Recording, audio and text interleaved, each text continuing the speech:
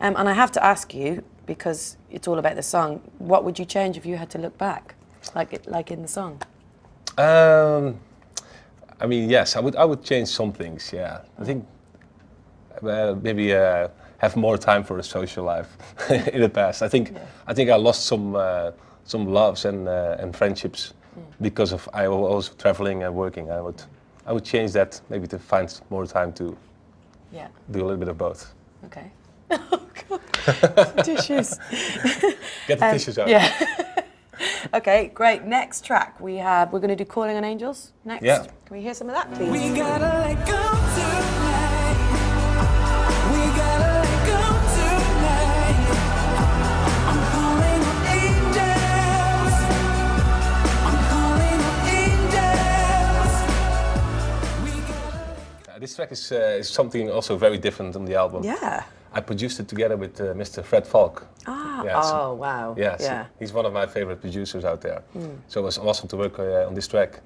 And it's called Calling on Angels. I was thinking maybe Calling My Angels to make it sound like that, but Calling on Angels is still a great title, of course. Absolutely. And it's based on my first Victoria's Secret experience when I was sitting on a catwalk and you see all the Victoria's Secret angels coming by. Are you serious? Yeah. Calling on Angels. This is why we love Tiësto. I thought it was some big, existential, trying to reach for help, No, it's about a fashion show with underwear models. Yes. This is why we love Tiësto. So it was the like angels. Yeah. So you sat there watching all these beautiful women, the most beautiful women in the world. And they look like angels with the wings. Yeah. So, it made sense. So the dream is to have that played at a Victoria's Secret show as they walk down the catwalk. Yes, that would be nice. Management, let's figure this out, please. Next year. Good. No, but I mean that for me, that sounds like a very different kind of Tiësto song, just in terms of the sonics and the music, and it's quite breakbeaty. It's Yeah, it's a little breakbeat, but that's why I love to work with different people to extend my sound a bit, because all by yourself you can only go a certain route, and I think with an amazing producer like Fred Falk. He takes it to a different area, which I never even thought about. So, and that's the breakbeat. That's all him.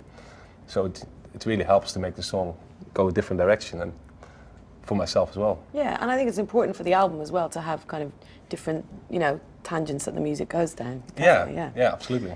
Okay, and then last but not least, we are going to hear a snippet of "Last Train." Falling into everything, holding on to one another. Try to get along in this world of floating consequence. Falling into everything, holding on to one another.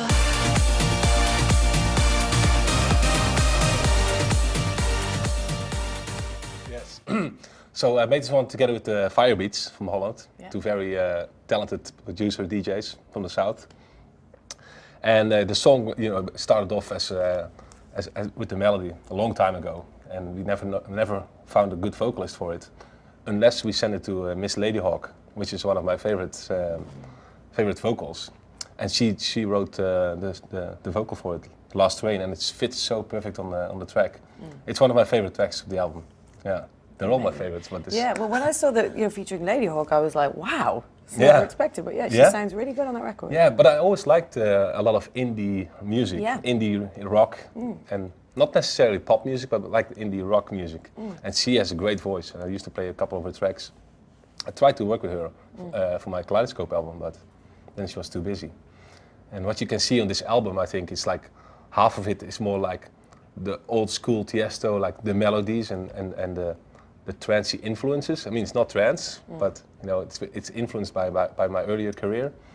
And the other part is very indie rock-based dance music, like the Ladyhawk song, and Well, the Swimming Pool is on there, the singer, and Wasted, of course, is a very indie rock kind of song. So it has both sides. And I guess this is a good opportunity just to address those fans who are kind of like, you come back to trance music, Tiësto. We missed you playing trance. Yeah. Let's just deal with this. And let's deal with it now. Come on. It's not going to happen. You've got to evolve, right? I don't think you can go back. I mean, but it will. I never left trance. It's a part of me. I grew up on it, and I loved it. I loved trance, but after a while, your life is changing. My life changed. The way I live changed, and And that's what you see with this album. I got inspired by how I live now and the people I meet, the people I hang out with. It's not 2001 anymore, you know. And back then, everything was different.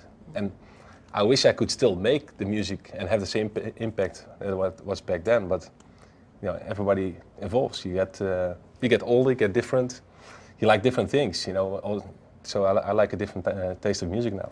It's not that I don't want to leave trance, but I just can't. And But you have to stay interested as an artist as well, I guess, right? You Yeah. have to stay inspired, and you've got to keep learning. Exactly, but I think it would be boring for the fans as well if I just would make the same music for 15 or 20 years.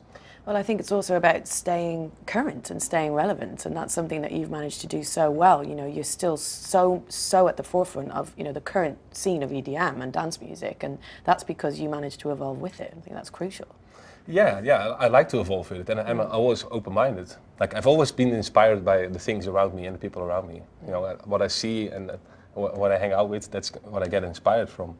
And you know, people play me tracks. I listen to this on an after party, and you know, lately deep house is getting more in my Yeah, life. you did the Radio 1 Essential mix, Yeah. and it was 2 hours of deep house. Yeah, Yeah, exactly. So I love all genres, and I like to move to different genres. So, but maybe who knows? In the far future, I'll make a trance album again. But for now, I just don't have that inspiration. So I just can't, and I hope people understand that.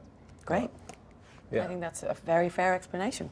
Okay. And let's go to those people now, because we have some direct questions from your Facebook fans. Okay. And I guess we should, now that we're just talking about the music, just stay on that tip for a second. This is from Pepgin, and they say, what's your favourite artist outside the EDM scene right now? Right now, well, that's the thing. I listen to all kinds of music, and I love it. I love Bon Iver. You know, I love Bon Iver. Yeah, beautiful voice, and his lyrics, and it's so nice to listen to. But I also like Drake. You know, who would think I like Drake? And so, and I like that fancy song at the moment. I'm so fancy. So, Yeah, that's a great song. yeah. Charlie So you know, XCX. Charlie XCX and Iggy. Azalea. How's the last Iggy name? Azalea. Iggy Azalea. Yeah. Yeah, you see, so I like a bit of everything. Yeah. You know, it's not just EDM, but I love playing EDM because it has the best and the most energy. Okay, great. Let's keep going. Someone says, I thought this was funny. This is Jamie Wolf Alfaro. He says, is the fame all that it seems? It's more than that. Well, you know, it's not just about the fame, but it's amazing that so many people show their love and love my music. You know, that's for me that's an amazing experience. Okay, great. New album, does that mean new tour? London misses you. That's from Sarah. Oh, yes, definitely a new tour. I'm planning on it. I mean, I was in London last year at Earl's Court in December. The one with Calvin. The one with Calvin. Is there going to be a Tiësto headline tour anytime soon, maybe of the UK, or plans? Yeah, I'm working on it. I think I should. Maybe I'm trying to. We don't plan that far ahead. We want to release the album first and then see if we're going to tour. Yeah.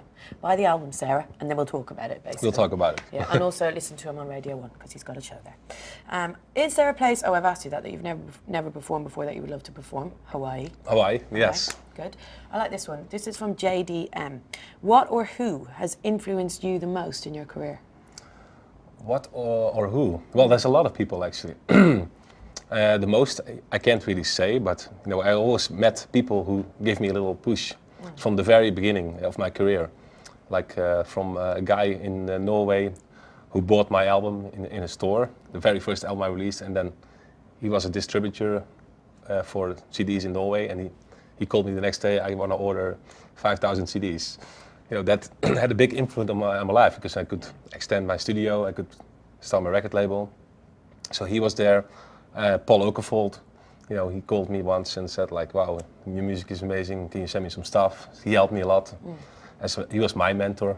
And he was kind of the first DJ to play stadiums as such, wasn't he? When he went on tour with U2 and that. He was on tour with U2, super mega. The first guy to set that precedent that a DJ could play a stadium. Yeah. Yeah, he's a legend. So and still like you know, even now like when you meet people, sometimes they're like, you should try this, you should try that. That has an influence on me. Yeah. Okay, great. This is from Victor B, who says, what was your craziest experience ever on stage? Well, I had a couple.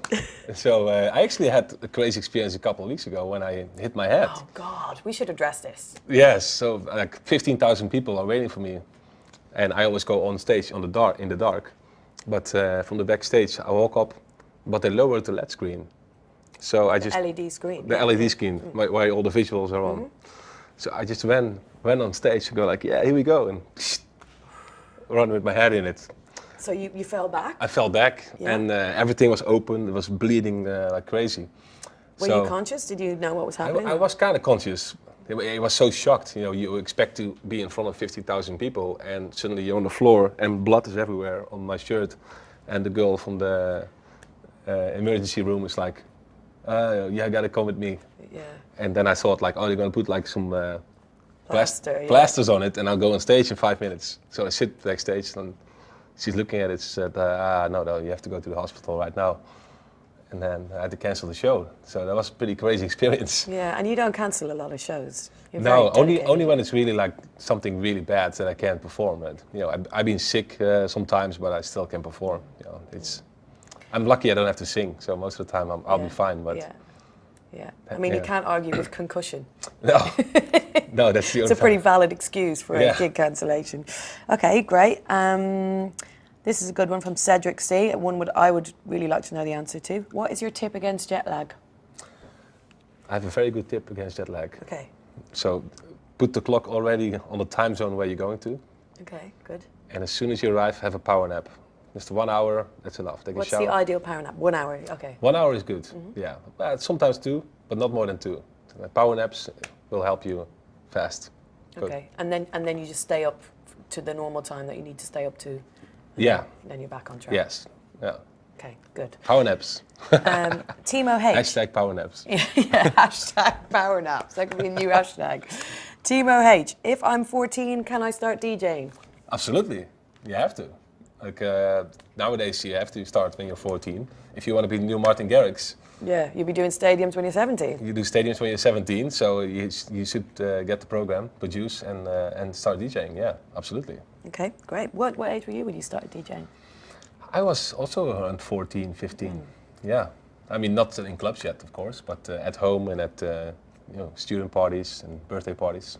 Can you remember your first professional gig? My first professional gig, well, the very first one. Yeah, like the first gig where you're kind of being paid as a DJ to play a club. Yeah, it was in a club in Breda, my hometown. Yeah. So. Yeah. Not even the Spock, but before that, I was an open format DJ. Yeah. So I played a little bit of everything. On vinyl, obviously. On vinyl, everything on vinyl, yeah. Okay. Right, and I think we've covered pretty much everything. There's one from Julia. I guess you've kind of touched on this a little bit. Dear Tiësto, do you wish to become a father one day? A father, yes. I think Julia's offering her services. Oh, okay, great. Yeah, I would love to be a father one day, of course. Yeah? I want to create little DJs, little Tiëstos. Yeah. Yeah. If you had a kid and he or she wanted to be a DJ, would you say, yeah, go on, do that? Yeah, I would love that. It would be amazing if you have a son or a daughter who becomes a DJ. Yeah, I would love it. Imagine if Tiësto was your dad. Yeah. That'd be amazing. Right, okay, that is about it. Thanks so much, Thijs. Yes, thank you too. There's a few things we need to reiterate for everybody watching. First of all, that competition. Yeah. So do you want to let them know once more about that?